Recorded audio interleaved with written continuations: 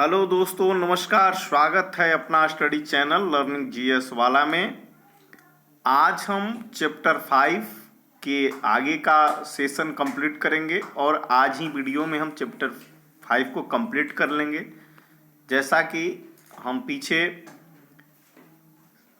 Class 7 NCERT की book complete कर रहे हैं हिस्ट्री की।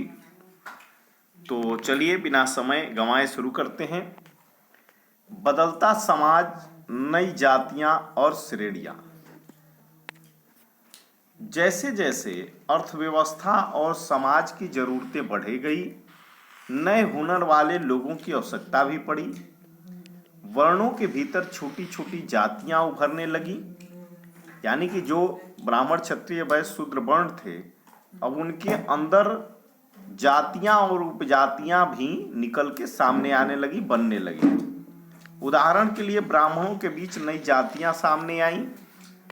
दूसरी ओर कई जनजातियों और सामाजिक समूहों को जाति विभाजित समाज में शामिल कर लिया गया और उन्हें जातियों का दर्जा दे दिया गया।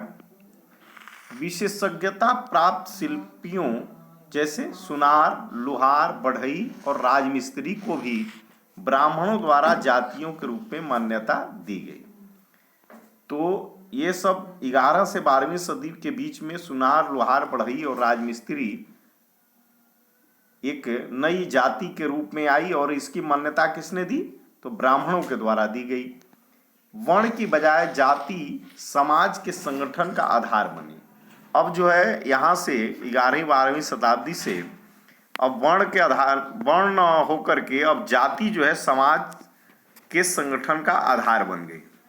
अब जाति पर विचार विमर्श करते हैं, ये जो है किस तरह से अस्तित्व में आया है।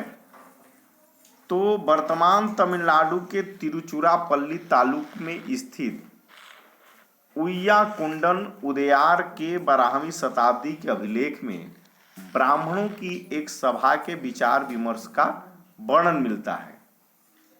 वे रथकारों, शाब्दिक अर्थ रथ बनाने वाले लोग की सामाजिक स्थिति पर विचार विमर्श कर रहे थे। उन्होंने इस जाति के कामकाज तय किए और जिनमें वस्तुकला, रथों और गाड़ियों का निर्माण, मंदिर द्वारा बनाना, मूर्तियां स्थापित करना, बलि के लिए लकड़ियों से बने साज सामान तैयार करना, मंडप बनाना और राजा के लिए जेवर बनाना शामिल थे। चलिए आगे चलते हैं। 11वीं और 12वीं सदी तक आते आते क्षत्रियों के बीच भी एक नए राजपूत गोत्रों की ताकत में काफी इजाफा हुआ। तो ये राजपूत जो है हूण, चंदेल, चालुक्य और कुछ दूसरी वंश परंपराओं से आते थे। तो ये राजपूत जो है कहाँ से? हूण, चंदेल और चालुक्य, ये जो है राजपूत वंश परंपरा से आते थे। इनमें से कुछ पहले जनजातियों में आते थे। कुछ राजपूत जो है पहले से कैसे आए? तो जनजातियों से भी आए हैं और बाद में कई कुल राजपूत मान लिए गए। इन्हीं जनजातियों से आए हुए बाद में राजपूत कुल के मान लिए गए। धीरे धीरे उन्होंने पुराने शासकों की जगह ले ली। कौन? इन राजपूतों ने, विशेषतः कृषि वाले क्षेत्रों में। कहाँ? तो जहाँ कृषि के संपूर्ण संसाधन थे, कृषि के क्षेत्र थे, यहाँ कई तरह के परिवर्तन हो रहे थे और शासकों ने शक्तिशाली राज्यों के निर्माण में अपनी संपदा का इस्तेमाल किया। शासकों के रूप में राजपूत गोत्रों के उदय के उदाहरण का जनजातीय लोगों ने अनुसरण किया। तो शासक के रूप में राजपूत गोत्र के उदय के उदाहरण का जनजातीय लोगों ने किसका अनुसरण किया? तो राजपूत गोत्र का। धीरे धीरे ब्राह्मणों के समर्थन से कई जनजातियां जाति व्यवस्था का हिस्सा बन गईं, लेकिन केवल प्रमुख जनजातियां परिवार ही शासक वर्ग में शामिल हो पाए। उनकी बहुसंख्यक आबादी समाज की छोटी जातियों में ही जगह बना पाई। दूसरी तरफ पंजाब, सिंध और उत्तर पश्चिम सरहद की प्रभुशाली जनजातियों ने काफी पहले इस्लाम को अपना लिया था। तो इस्लाम अपनाने वाले कौन से क्षेत्र की जनजातियां थीं? तो पंजाब, सिंध और उत्तर पश्चिम सरहद से। वे जाति व्यवस्था को नकारते रहे। सनातनी हिंदू धर्म के द्वारा प्रस्तावित गैर बराबरी वाली सामाजिक व्यवस्था इन इलाकों में बड़े पैमाने पर स्वीकार नहीं की गई। राज्यों की उत्पत्ति जनजातीय लोगों के बीच हुए सामाजिक बदलाव से गहराई से संबंधित है। हमारे इतिहास के इस महत्वपूर्ण हिस्सों के दो उदाहरण नीचे उल्लिखित हैं। नजदीक से एक नजर देखते हैं। गोंड, ये गोंड जनजाति है। गोंड लोग गोंडवाना नामक विशाल वन प्रदेश में रहते थे। तो गोंडों का निवास स्थान कहाँ था? तो गोंडवाना के वन प्रदेश में। वे स्थानांतरीय कृषि अर्थात जगह बदल बदल कर खेती करते थे। तो स्थानांतरीय कृषि किनके द्वारा जो है किया जाता था? और स्थानांतरीय कृषि क्या था? तो एक जगह से दूसरे जगह जाकर के खेती करना स्थानांतरीय कृषि कहलाता था। और ये जो है गोंड जनजाति के द्वारा की जाती थी। विशाल गोंड जनजाति कई छोटे छोटे कुलों में बटी हुई थी। प्रत्येक कुल का अपना राजा या राय होता था। राजा या राय। जिस समय दिल्ली के सुल्तानों की ताकत घट रही थी, उसी समय कुछ बड़े गोंड राज्य छोटे गोंड सरदारों पर हावी होने लगे थे। अकबर के शासनकाल के एक इतिहास अकबरनामा में अबुल फजल ने अकबरनामा का रचना किया है कि गढ़ कटंगा के गौड़ राज्य में 70,000 गांव थे। तो गढ़ कटंगा के गौड़ राज्य में कितने गांव थे? 70,000। इन राज्यों की प्रशासनिक व्यवस्था केंद्रीकृत हो रही थी। राज्य गढ़ों में विभाजित थे। राज्य किसमें विभाजित थे? तो गढ़ों में। हर गढ़ किसी खास गोंड कुल के नियंत्रण में था। ये पुनः 84 गांवों की इकाइयों में विभाजित होते थे। तो 84 गांव किससे संबंधित है? तो गोंडों से संबंधित है। ध्यान रखिएगा, ये 84 गांव में विभाजित होते थे, जिन्हें 84 कहा जाता था। तो 84 किसे कहा जाता था? जो गोंड विभाजित होकर रहते थे। 84 का उपविभाजन बरहोतों में होता था। अब 84 का विभाजन किसमें होता था? बरहोतों में, जो 12-12 गांवों को मिलाकर बनते थे। बड़े राज्यों के उदय ने गोंड समाज के चरित्र को बदल डाला। उनका मूलतः बराबरी वाला समाज धीरे धीरे असमान सामाजिक वर्गों में विभाजित हो गया। ब्राह्मण लोगों ने गोंड राजाओं से अनुदान में भूमि प्राप्त की और अधिक प्रभावशाली बन गए। गोंड सरदारों को अब राजपूतों के रूप में मान्यता प्राप्त करने की चाहत हुई। इसलिए गढ़ कटंगा के गोंड राजा अमन दास ने संग्राम शाह की उपाधि धारण की। तो संग्राम शाह की उपाधि किसने धारण की? तो गोंड राजा अमन दास ने। क्यों? तो राजपूतों के रूप में मान्यता प्राप्त करने के लिए। उसके पुत्र दलपत ने महोबा के चंदेल राजपूत राजा सालबाहन की पुत्री राजकुमारी दुर्गावती से विवाह किया। तो अमन दास के पुत्र जो दलपत से, वे महोबा के चंदेल राजपूत राजा सालबाहन की पुत्री थी। कौन? राजकुमारी दुर्गावती। उससे विवाह किए थे। दलपत की मृत्यु बहुत कम उम्र में हो गई। रानी दुर्गावती बहुत योग्य थी और उसने अपने 5 साल के पुत्र वीर नारायण किसके पुत्र थे? तो रानी दुर्गावती और दलपत के 5 साल की उम्र में शासन की काम इन्होंने संभाली। दुर्गावती, क्योंकि पुत्र जो है उनका 5 साल का अभी अबोध था। उसके समय में राज्य का और अधिक विस्तार हुआ। 1565 में आसिफ खान के नेतृत्व में मुगल सेनाओं ने गढ़ कटंगा पर हमला किया। रानी दुर्गावती ने इसका जमकर सामना किया। उसकी हार हुई और उसने समर्पण कर दिया। ये जो है समर्पण करने की बजाय, देखिए आगे है, समर्पण करने की बजाय मर जाना बेहतर समझा। उसका पुत्र भी तुरंत बाद लड़ता हुआ मारा गया। तो रानी दुर्गावती और उनका जो पुत्र था 5 साल का, वो भी जो है लड़ते हुए उसी में मारा गया। उन्होंने समर्पण नहीं किया मुगल सेनापति आसफ अली खान के सामने। गढ़कटंगा एक समृद्ध राज था। इसने हथियारों को पकड़ने और दूसरे राज्यों में उसका निर्यात करने के व्यापार में खासा धन कमाया। जब मुगलों ने गोंडों को हराया तो उन्होंने लूट में बेशकीमती सिक्के और हाथी बहुतायत में हथियार लिए। उन्होंने राज्य का एक भाग अपने कब्जे में ले लिया और शेष वीर नारायण के चाचा चंदर शाह को दे दिए। चंदर शाह दलपत का भाई था।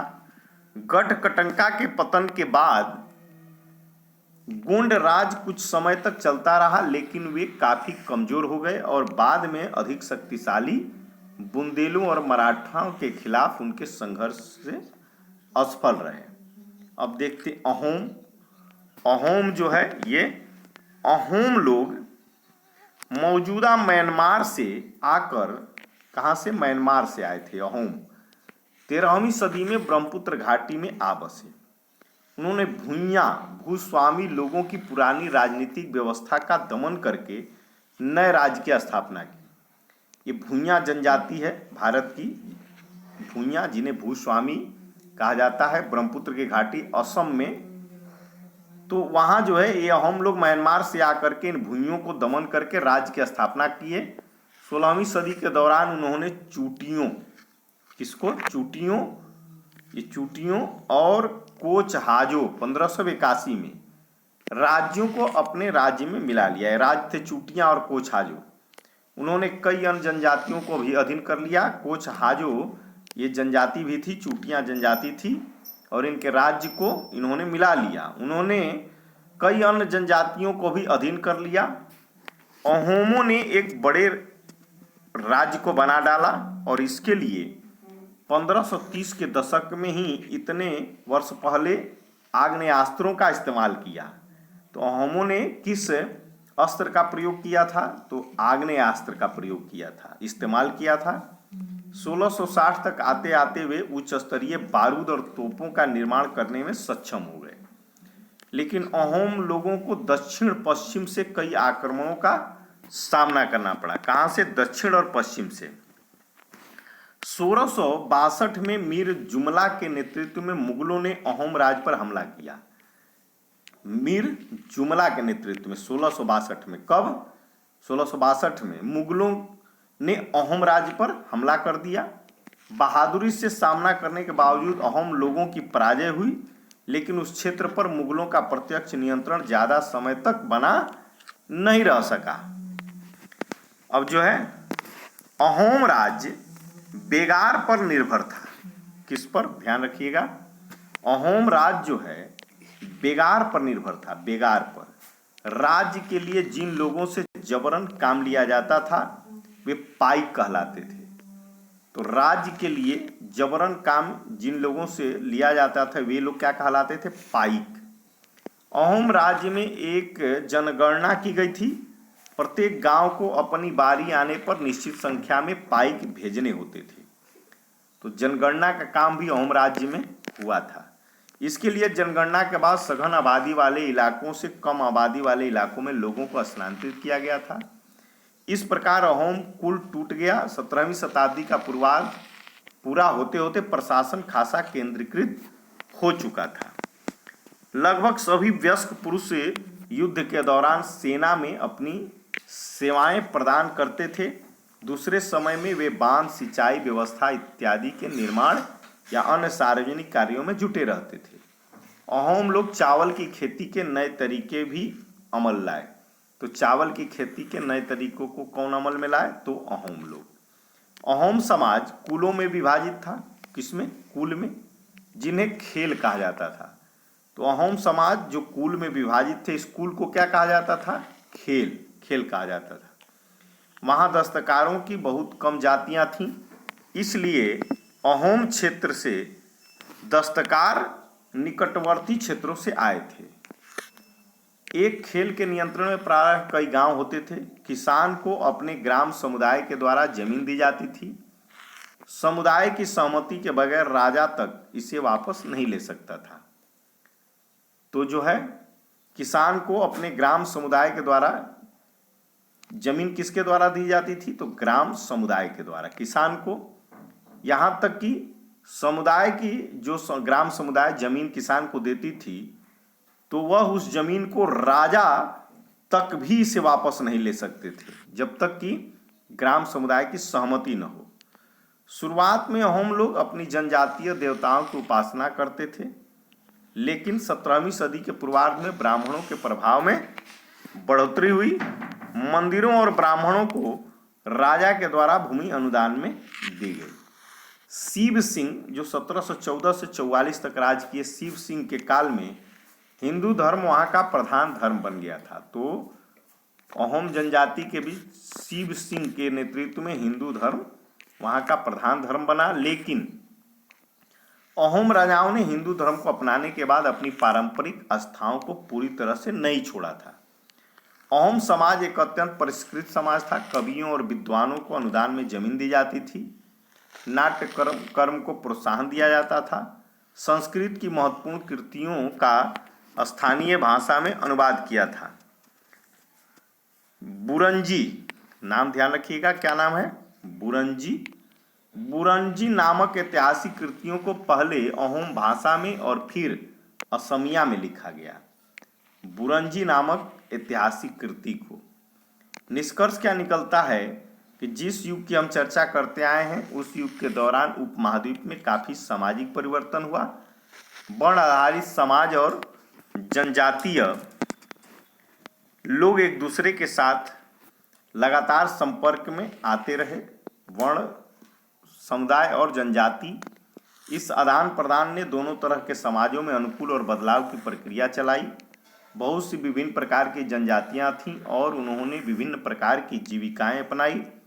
कालांतर में उनमें से कई जाति आधारित समाज में शामिल हो गईं, लेकिन कईयों ने जाति व्यवस्था और सनातनी हिंदू धर्म दोनों को ही नकार दिया। कुछ जनजातियों ने सुसंगठित प्रशासनिक व्यवस्था वाले विस्तृत राज्यों की स्थापना की। इस तरह वे राजनीतिक रूप से ताकतवर हो गए। इसने उन्हें बृहत्तर और अधिक जटिल राज्यों और साम्राज्यों के साथ संघर्ष की स्थिति में ला खड़ा कर दिया। तो इस प्रकार से दोस्तों आज का हमारा सेशन चैप्टर 5 कंप्लीट होता है। तो वीडियो पसंद आया हो तो लाइक और कमेंट करते चलें और चैनल को सब्सक्राइब करके बेल आइकन को दबा दें ताकि जैसे ही वीडियो चैनल पर दी जाए आपको तुरंत नोटिफिकेशन मिले और आप बिना समय गंवाए वॉच करें और एक बेहतरीन तैयारी करें। आपको सीटेट जुलाई 2024 कंप्लीट करना है और अपनी नौकरी पक्की करनी है। तो thank for watching my video दोस्तों।